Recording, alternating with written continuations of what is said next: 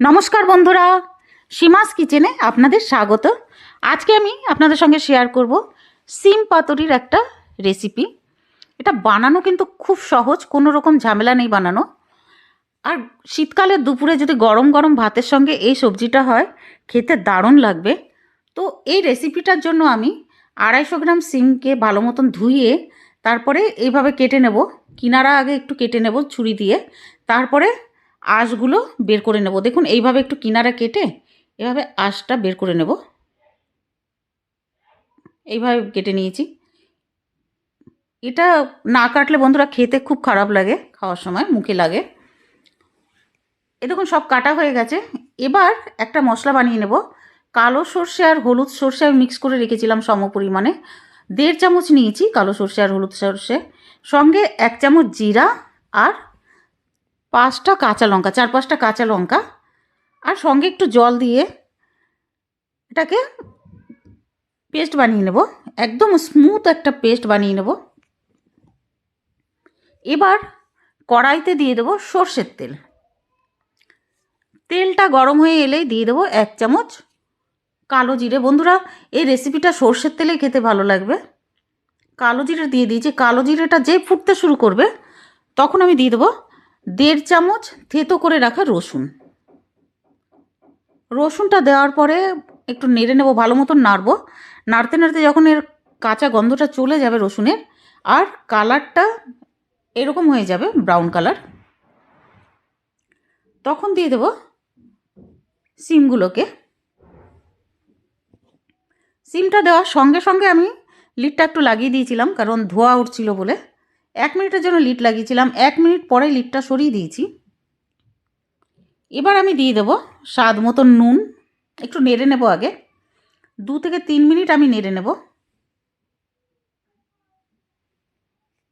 Medium ফ্লেমে। এবার দিয়ে দেবো স্বাদ মতন নুন, আর ছোটো চামচের 1/2 চামচ দিয়ে দিয়েছি হলদি পাউডার, আর 1/2 চামচ কাশ্মীরি রেড চিলি পাউডার দিয়ে এবার ভালো মতন নাড়িয়ে নেব। 2 থেকে 3 মিনিট আমি এভাবে ফ্রাই করব মিডিয়াম ফ্লেমে।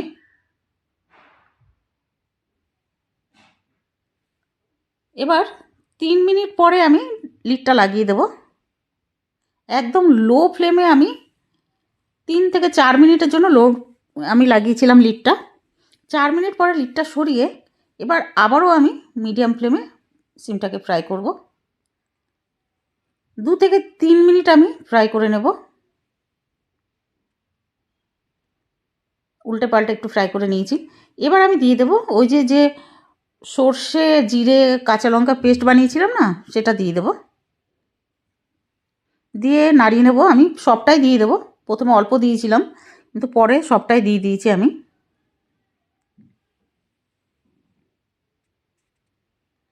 এবার মিডিয়াম ফ্লেমে আমি একটু নাড়িয়ে নেব।